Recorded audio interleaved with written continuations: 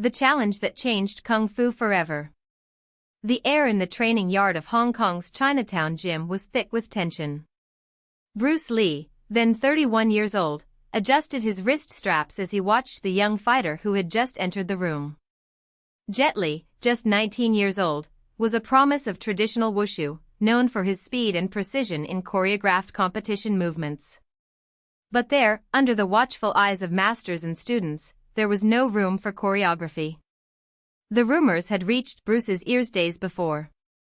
It was said that the boy, a national wushu champion, had questioned the effectiveness of Jeet Kune Do in an interview. Jeet Kune Do is fast, but will it work against a fighter trained in classic wushu, Jet had said, not knowing that his words would echo as a direct challenge to the creator of the style. Bruce was not a man to ignore provocations. When Jet entered the gym that afternoon, accompanied by his trainer, silence ensued. The students stopped their training, the conversation stopped.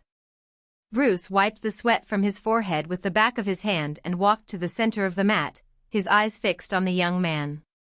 "I heard that you have doubts about what I teach," said Bruce, his voice calm, but filled with an energy that made the air vibrate. "If you want to know if it works, come." Jet hesitated for a second. It wasn't just any challenge, it was Bruce Lee, the man who had revolutionized martial arts, who had faced traditional kung fu masters and street fighters with equal ease. But he didn't back down. He advanced, assuming a classic wushu stance, his fists closed in high guard. Bruce didn't move. He just tilted his head slightly, as if inviting the boy to attack. The first blow came quickly, a spinning, precise kick, calculated to unbalance him. Bruce dodged it with minimal body movement, as if the kick hadn't even existed. Before Jet could recover, Bruce counterattacked. A direct, short punch exploded in the young man's solar plexus. The impact was dry, and Jet staggered back, his lungs burning. "First," Bruce said, motionless. Jet took a deep breath and advanced again, this time with a sequence of punches in a straight line, combining speed and technique. Bruce blocked the first with his forearm, dodged the second with a hip turn and, in the third, counterattacked with a palm strike that hit Jet's chin. The young man felt his teeth chatter, the world spin for an instant. When he regained focus, Bruce was still there, still, as if he hadn't moved. Second. The third attack was different. Jet knew he couldn't repeat the same mistakes. He stepped back, faked a low kick and, when Bruce prepared to block, he turned his body and threw a side kick towards the ribs. It was a perfect blow, full of strength and technique. But Bruce wasn't there anymore. At the last moment, he moved to the side, grabbed Jet's leg mid-air, and, in one fluid movement, twisted it slightly, knocking him off balance. Before the young man could react, the third punch came, a straight right that stopped inches from Jet's nose. The sound of the wind cut by the fist echoed in the hall. "Third," Bruce murmured, letting go of the boy's leg. Jet fell to his knees, not from the pain, but from the realization. He had trained his entire life to be the best at traditional wushu, to execute perfect, choreographed, beautiful movements. But there, in front of Bruce Lee, he realized that beauty meant nothing without effectiveness. Jeet Kune Do was not about forms, it was about adaptation, instinct, destroying the opponent with minimal movement. Bruce reached out and helped Jet to his feet. "You're fast," he said. "But speed without purpose is just dancing." Jet hung his head, embarrassed but also fascinated. At that moment, something inside him changed. He didn't abandon wushu, but he understood that he needed to evolve.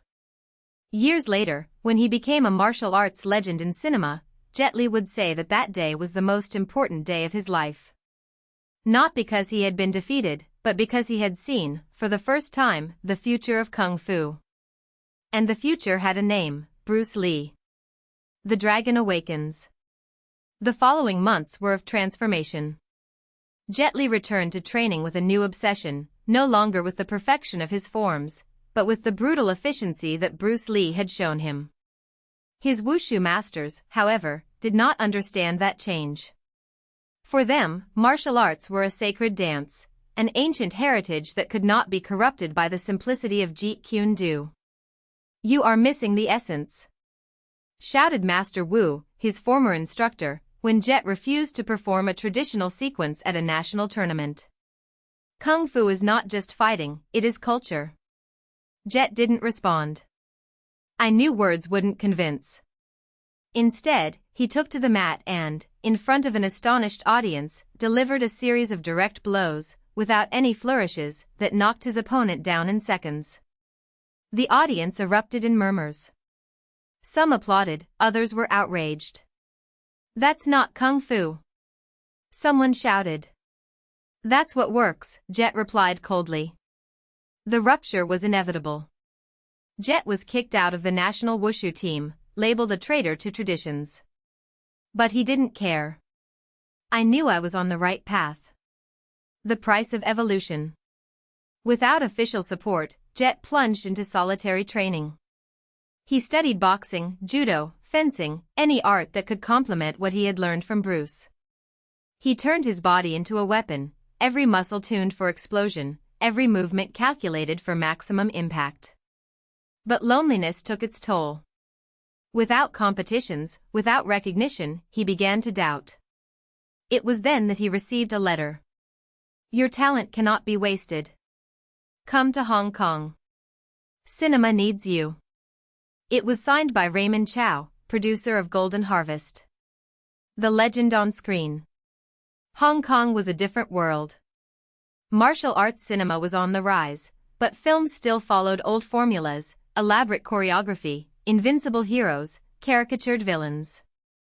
Jet saw an opportunity there. "I want to do something real," I told Chow in their first meeting.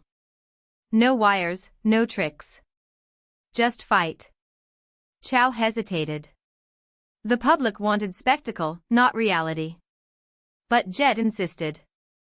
And when Shaolin Temple, 1982, debuted, the world saw something unprecedented, a fighter who not only performed strikes, but executed them with frightening precision. He was no longer the wushu prodigy. He was a warrior. The following films consolidated his legend. Once Upon a Time in China made him an icon, but it also brought him into conflict with martial arts purists, who accused him of Americanizing Kung Fu. Jet ignored the criticism. He knew he wasn't betraying his art, he was carrying it forward, just as Bruce Lee had done. The Last Duel. Years later, already established, Jet received an unexpected invitation, a challenge from a Tai Chi master, a man who claimed that true strength came from gentleness, not aggression. "You fight with anger," said the master, an old man with serene eyes. "I struggle with emptiness." Jet accepted. Not out of pride, but out of curiosity. I wanted to test how far I had come. The duel took place in a silent courtyard, in front of few spectators. The master didn't move. He just breathed, his hands hovering like leaves in the wind. Jet attacked first, a quick, precise kick. The master dodged with an almost imperceptible movement, and Jet felt an invisible force push him back. Tried again. And again. Each blow was absorbed, redirected, as if the air itself repelled it. Within minutes, I was exhausted. The master didn't even sweat. "You are strong," said the old man. "But uncontrolled force is just noise." Jet fell to his knees, not out of defeat, but out of understanding. He had spent his life seeking perfection in movement, but he had never understood the silence between them. The legacy. Jet Li never abandoned Jeet Kune Do. But, from that day on, he incorporated something new into his training, stillness. His subsequent films reflected this change. Less explosions, more fluidity. Less anger, more wisdom. In an interview, years later, he was asked what the most important moment of his career had been. "It wasn't when I won a tournament," he replied. "Not even when I became a star. That's when Bruce Lee knocked me to the ground. And that's when a Tai Chi master showed me that sometimes the greatest strength lies in not fighting." And so, the boy who one day dreamed of being the best in the world at wushu became something greater, a man who understood that martial arts were not about winning, but about evolving. The dragon had awakened. And now, it flew. The last dragon. The years passed, and Jet Li, now with gray hair and slower but no less precise movements, found himself facing a new challenge, not on screen but in real life. A cancer had settled in his body, silent like an enemy waiting for the right moment to attack. The news came like a punch he didn't see coming, but this time, there was no camera, there was no choreography, there was no audience to applaud his resistance. He remembered Bruce Lee's words, "Don't pray for an easy life, pray for the strength to endure a difficult one." And then, like old times, he took a deep breath and accepted the fight.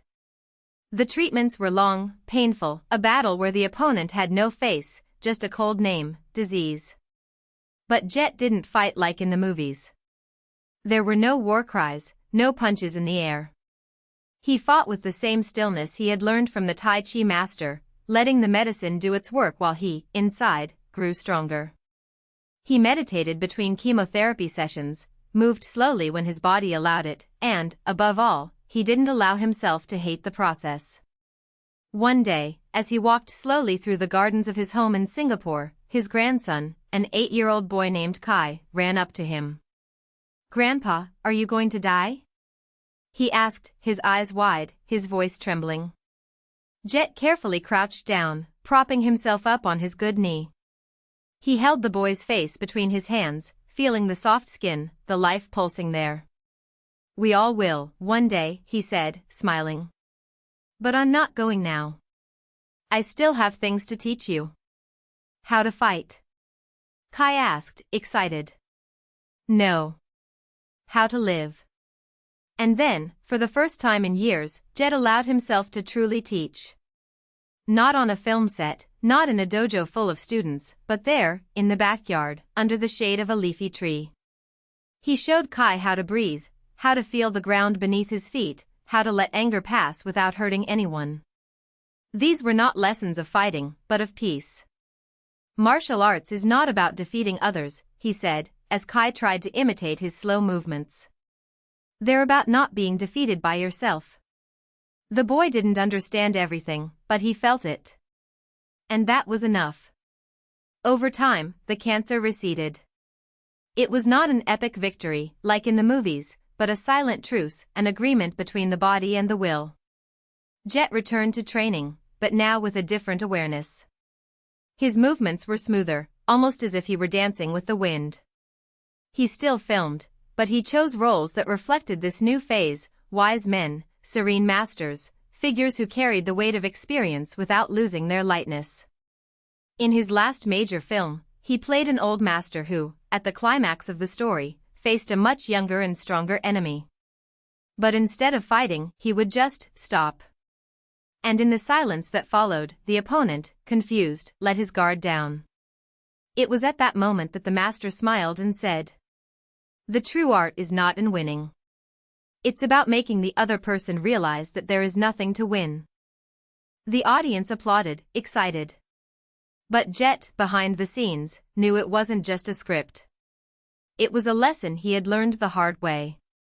Years later, already in his 70s, Jet Li said goodbye to the screen. Not with an action film, but with a documentary about his life, where he spoke openly about his battles, against fame, against illness, against the illusion that physical strength was everything. In the end, he was sitting on a park bench, looking at the horizon. "I used to think it was a dragon," he said, smiling. "But now I know I'm just a man. And it's okay." The camera moved back, showing him from behind, small in the face of the vastness of the sky. He raised his hand in a simple gesture, as if waving to someone who wasn't there.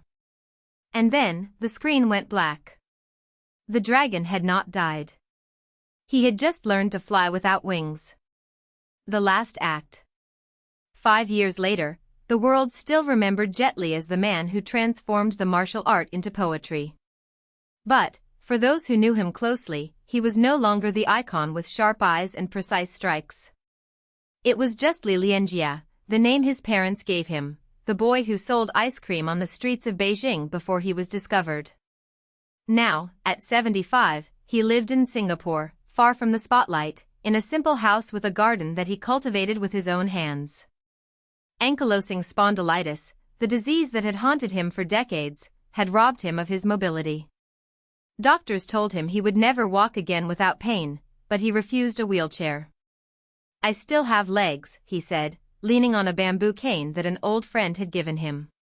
He walked slowly, as if each step were a meditation.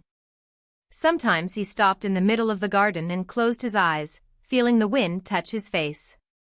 It was in these moments that he most resembled the dragon of old, not in strength, but in stillness. His youngest daughter, Jane, lived with him. She had inherited his discipline, but not his passion for martial arts. She was a doctor, specializing in rehabilitation, and spent her nights adjusting her father's exercises, trying to alleviate the stiffness in his joints. "You don't need to prove anything to anyone," she said, while massaging his shoulders. He smiled, but didn't respond. I knew she didn't understand. It wasn't about proving anything. It was about not surrendering. One day, an envelope arrived in the mail. Inside, a handwritten letter and an invitation. The Beijing Film Festival wanted to honor him with a retrospective of his career. "Your presence would be an honor," said the text, signed by a young director who had grown up watching his films. Jet Li read the letter twice, then folded it and put it in his desk drawer. I didn't say anything to Jane. That night, he dreamed of the past. He dreamed of the Shaolin Temple, of the endless training under the scorching sun, of the master who had told him, "True strength is not in the punch, but in the ability to withstand pain without breaking." He woke up sweating, his body was stiff, his breathing was shallow. He looked at the ceiling, waiting for the pain to go away. When he finally got up, he went to the desk and picked up the letter. He wrote a response on the back. "Thank you. But the dragon has already flown." The festival took place without him. On the auditorium's giant screen, they projected scenes from their most famous films, Once Upon a Time in China, Fist of Legend, Hero, while the audience gave a standing ovation. The young director who had invited him took the stage and spoke about legacy, about how Jet Li had redefined what it meant to be a hero. "He taught us that the real fight is not against others, but against ourselves," he said, emotionally. Meanwhile, thousands of miles away, Jet Li was sitting in his garden, looking at the flowers that Jane had planted. The afternoon sun beat down on his face, and he closed his eyes, letting the heat sink into his bones. He thought of all the roles he had played, the monk, the warrior, the common man fighting fate. He thought about how many times he had confused fiction with reality, how many times he had believed he was invincible. The cane was resting at his side. He took it and stood up, slowly, as always. He walked to the gate of the house and looked at the street. There were no cameras, there were no crowds. Just the silence and the wind. Then he did something he hadn't done in years. He took a deep breath and performed a slow, almost imperceptible taolu, the sequence of movements he had learned at the age of 8, when he still believed that kung fu could save him from everything. His arms moved in the air, fragile but precise. His legs trembled but did not give way. When he finished, he was panting, sweat running down his forehead. But smile. Jane found him like this, standing in the middle of the garden, as if he had just won an invisible battle. "What was that?" she asked, worried. He didn't respond right away. He just looked at his own hands, wrinkled, marked by time. "Goodbye," he said at last. "For the man I thought I was." The following years were silent. Jet Li devoted himself to writing, not screenplays, but memoirs. He wrote about his poor childhood, about the pressure of being an idol, about the pain that followed him like a shadow. It was not a book to be published. It was for him to understand. One spring morning, Jane found him sitting at the kitchen table, pen still in hand, eyes closed. She thought he was sleeping. But when he got closer, he saw that he was no longer breathing. The doctor said it was quick and painless. Like he decided it was time, he murmured respectfully. At the funeral, there were no grandiose speeches. Just some friends, his family, and a silent screening of his older films. Jane placed a copy of Shaolin Temple in the coffin, along with the bamboo cane. "So you can walk without pain," he whispered. Later, when everyone had left, she returned home and found her father's manuscript on the table. On the first page, one sentence. "I wasn't a dragon. I was just a man who learned to fly through his own scars." She read to the end, crying silently. And then, for the first time, he understood. The dragon had never needed wings. He had always known that true flight was made up of falls, of getting up, of accepting that strength is not in the body, but in the courage to continue. And so, Jet Li left, not as a legend, but as a man who had, in the end, found peace.